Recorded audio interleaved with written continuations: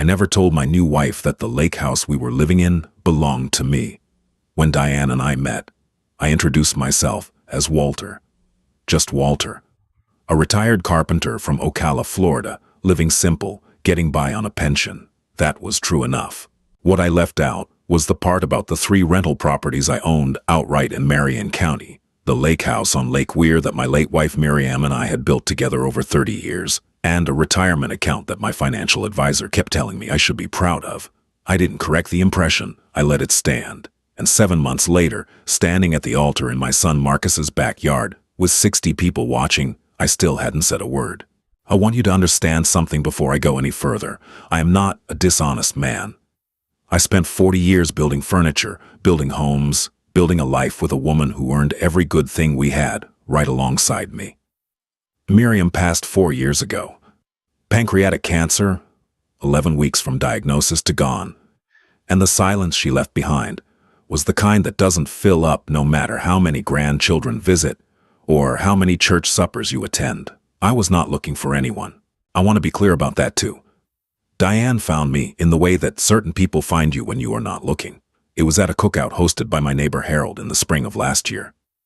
She was standing near the potato salad, laughing at something somebody said, and she had one of those laughs that makes you turn your head. We talked for 2 hours that afternoon.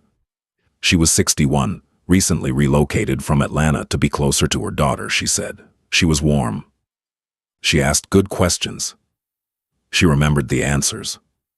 We dated for 5 months. She met Marcus and his wife. She met my daughter Patrice, who smiled politely and said very little, which I have since come to understand differently than I did at the time. We went to church together twice. We cooked dinner at the lake house 3 or 4 times a week, and she never once asked whose name was on the deed, and I never once offered it. Why did I hide it? That is the question I knew people would ask, and the honest answer is this. Miriam and I had a friend named Donald, who remarried 2 years after his first wife died. His new wife was lovely at the beginning. By the 3rd year, she had moved her adult son into the house, refinanced the property without Donald fully understanding what he was signing. And when Donald tried to pump the brakes, things got complicated and expensive in ways that took him 5 years to untangle. I watched that happen from close enough to smell it. So when I met Diane and things started feeling real, something in me said, let her see you first. Let her decide she wants the man, not the inventory. I told my son Marcus what I was doing. He understood. He is practical like his mother was. My daughter Patrice said, Daddy, I don't have a good feeling about this. And I heard her. I want to say that clearly. I heard her. But I also told myself that Patrice had not had a good feeling about anything since 2019, and that love sometimes requires a little faith. I walked myself right past her warning and toward the altar. We married on a Saturday in late October. The weather was perfect, that particular Florida fall light that makes everything look like it's been lit from inside. Diane wore ivory. I wore a new suit Marcus helped me pick out. We danced to a song Miriam used to hum, which maybe was not the wisest choice, but it was the one that felt right. I cried a little. I'm not ashamed of that. We did not take a honeymoon trip. That was a practical decision.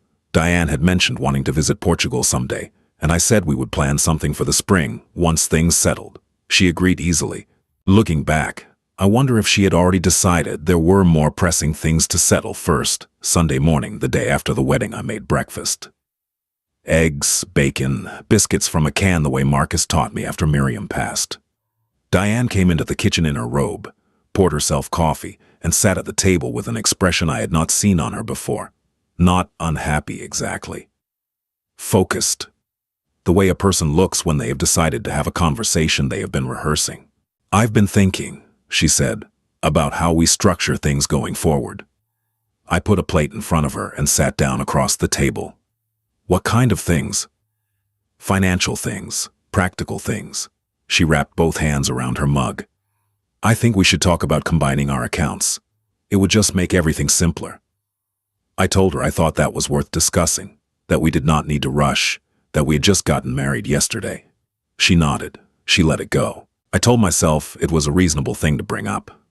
Couples do discuss finances. I poured more coffee and we talked about something else. But the next morning she brought it up again. And the morning after that, by Wednesday, 4 days after the wedding, she had introduced a new element. Her son Bryson was living in an apartment in Gainesville that she described as unsuitable. He was 26. He worked, she said, in sales, a description that resisted elaboration whenever I tried to get specific. She felt it would be beneficial for everyone if Bryson moved into the lake house with us while he got back on his feet. There are 4 bedrooms, she said. Not a question. There are, I said. So there's room. I told her I would think about it. She looked at me the way you look at someone who has said something mildly unreasonable, like she was being patient. I called Marcus that night from the back porch, keeping my voice low, the way fathers learn to do. I told him what was happening. He was quiet for a moment, and then he said, "Dad, it's been 4 days." "I know it. 4 days." "I hear you, son." I heard Diane inside, moving through the kitchen, opening the refrigerator. I watched the lights on the far side of the lake, and I thought about Miriam, who had picked out every piece of furniture in that house, who had planted the rose bushes along the porch rail, who had laughed at me for spending 3 weekends getting the dock level because I had to have it perfect. I thought about what she would say to me right now, and I was fairly certain I already knew. The following Saturday, Bryson arrived with 2 duffel bags and a large television that he set up in the guest room without asking. He was a tall young man with the specific kind of confidence that has not been tested very much. He called me by my first name. Not Walter as in respectful familiarity.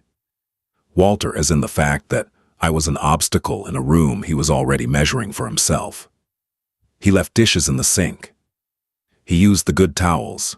He parked behind my truck in the driveway in a way that required me to knock on his door and ask him to move every time I needed to leave.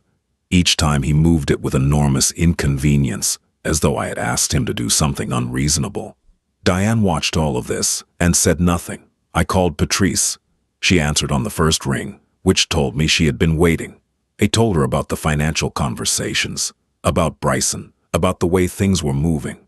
She was quiet for a moment and then she said, "Daddy, how fast is this going?" And I told her the truth. She said, "Come have dinner Sunday." I said I would, at Patrice's house that Sunday, after the kids had gone to play in the yard. Patrice's husband Kevin sat across the table from me and said, "Walter, with respect, what exactly does she know about what you have?" I told him. He and Patrice exchanged a look that married people use when they have already discussed something and are now watching it unfold the way they predicted. "She thinks you're a retired carpenter on a pension living in a house you're renting," Kevin said. Essentially, and she's already moving her son in and asking about combining finances. Yes, Kevin leaned back in his chair. Imagine what she'd be doing if she knew the truth. I drove home that night thinking about that sentence for 45 minutes. The following Tuesday, 3 weeks after the wedding, Diane sat me down at the kitchen table with her reading glasses on and a yellow legal pad in front of her. I remember the legal pad clearly because it had notes on it, not casual thoughts. Organized notes with bullet points. She had prepared for this conversation. She wanted to refinance the lake house, which she still believed I was renting, to access equity for a business idea she had been developing. A boutique travel planning service, she explained. She had a friend who would co-invest. She needed a co-signer, and since we were married, it made sense for it to be me. I looked at the legal pad. I looked at the bullet points. "I thought you said this was a rental," I said. "Owners refinance rentals all the time." She said, not missing a beat, "I've already spoken to someone at a lender. They said if the person living there co-signs, it simplifies the process considerably." I sat with that for a moment. She had done research. She had called a lender. She had a contact. She had notes on a legal pad. This was not a conversation that had occurred to her that morning. This was a plan that predated our wedding by at least enough time to make phone calls. "I need to think about it," I said. She put her glasses on top of her head. "Walter, we're married. What's the hesitation?" I did not answer that question. I went out to the dock and sat there until the sun went down, watching the herons work the shallows, and I thought about Donald, and I thought about Miriam, and I thought about the 31 years of work and love and sacrifice that were sitting in the foundation of the house behind me. And I made a decision. I called my attorney, a man named Gerald who had handled my estate planning after Miriam passed. I told him the situation. He was not alarmed, which itself was alarming. He said he had handled variations of this situation more times than he liked. He told me what my options were. He told me what to document and how. He also said something I have thought about many times since. The good news is that what she doesn't know can't hurt you.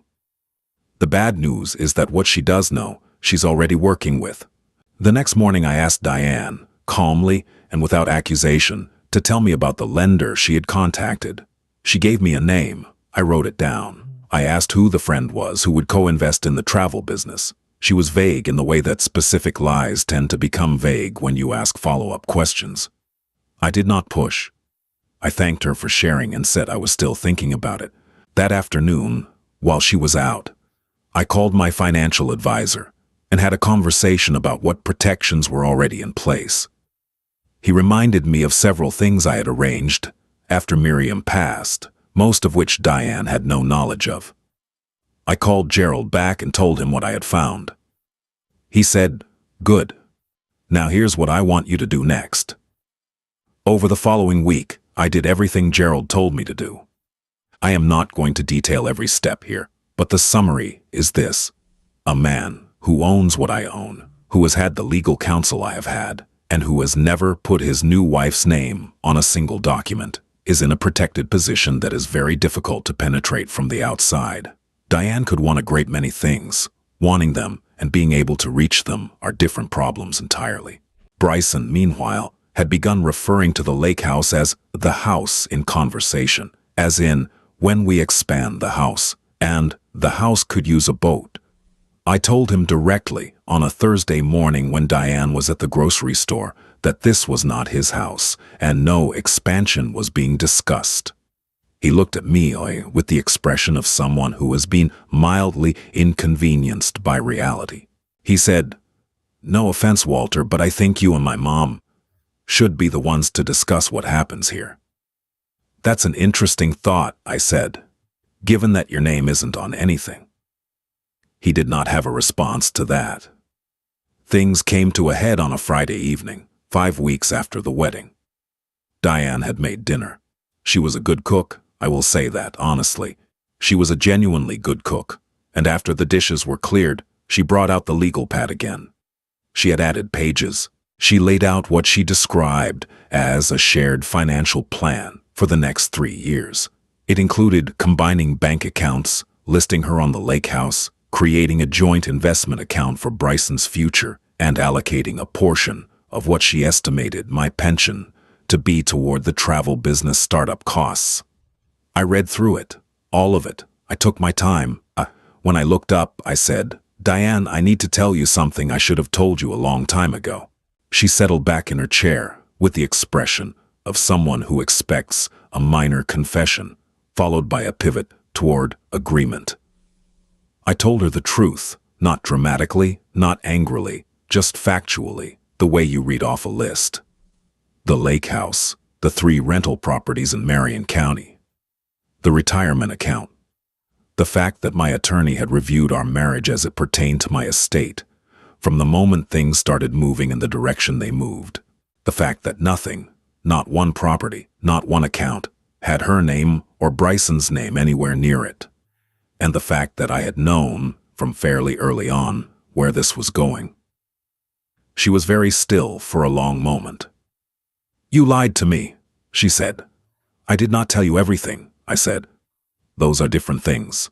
And I think if you examine what's on that legal pad and ask yourself how you came to have all of it prepared before I knew a word of it, you'll understand why I made the choices I made."